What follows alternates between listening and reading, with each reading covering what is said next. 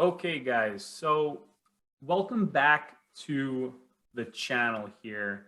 Um, Took a couple of days off from videos, and we're going to be working on, camera placements, the sound quality in here, and, just getting used to my new area, new office, and at the moment, I'm in a big empty room. So there's going to be probably a little bit of an echo, and we'll just have to deal with it. So let's get right into it. Really quick video here today. I'm about to hit up the gym. So this is the heat map. Okay. If you ever wanted to look at this to see what industries are really outperforming and which industries are not doing well, which obviously today is tech. Tech is getting crushed today. But the sectors that are holding up, they hold up well in a heavy inflationary period. So we have energy, we have healthcare, we have utilities hanging in there, basic materials, and you have the financials, you have technology, you have communication services, you have consumer cyclicals really getting crushed. I mean, Nike footwear down over 4%. These are massive, massive moves. Tesla down just about 10% right now as I'm making this video. So, the market we saw yesterday, which for me was not a good day of trading, but we saw that sort of dead cat bounce. Now, this is something, in a down market, you're going to see bounces like this. So what levels were we looking at? Because we need to know these levels if we're going to be making smart decisions, where there might be resistance, where there might be support. It's good to know because before you get into a trade, you're going to want to make sure we're clear of these levels, both to the upside and the downside.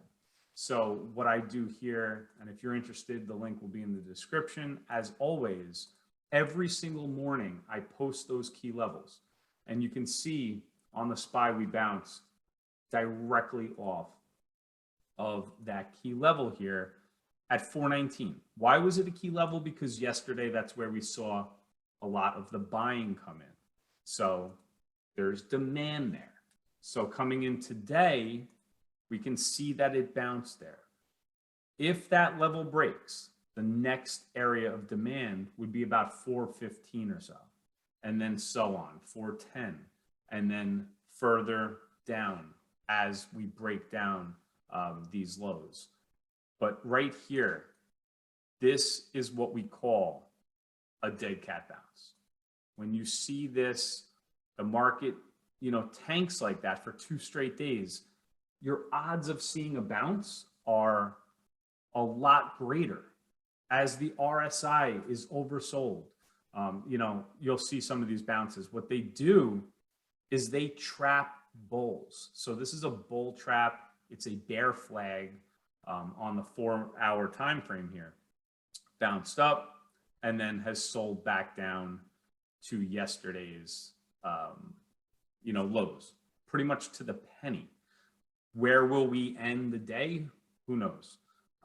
But that is the SPY. What I traded today was the micro E-minis, and I only took 3 contracts very early this morning and made $80. It was a quick trade.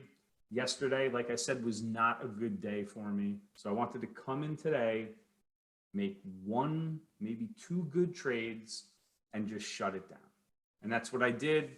And, you got to stay busy. So I'm going to go to the gym now, and then towards the end of the day, come back into our Discord group and, catch up with everything. But, if we're looking at this day in general, every chart you look at, and I'm just going to pull up the daily chart, every chart is broken, okay? And this is ahead of earnings. You got the big boys with earnings after the bell today. Massive earnings reports coming out. So we'll have to see what that does for the market. It's extremely choppy trading. And yesterday I got totally chopped up. But you can just look here. Every chart is broken. Broken support all over the place. Apple coming back down to just about the 200-day moving average. Let's just put that one in because the 200 is very important for something like Apple. We've bounced here before, and they have their earnings on the 28th. So in 2 days, they have earnings. We'll see what that does. These just, every single stock has broken. Their charts are totally broken. So, who knows what will happen, going forward. But the overall market is not looking good to me. And individually on the daily chart, the stocks are not looking good to me.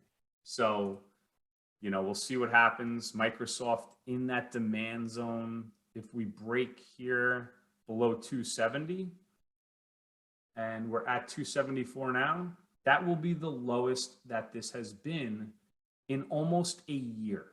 So you guys get the point. You can tell, obviously the market and tech is selling off, but that's what happens when the Fed tightens like this.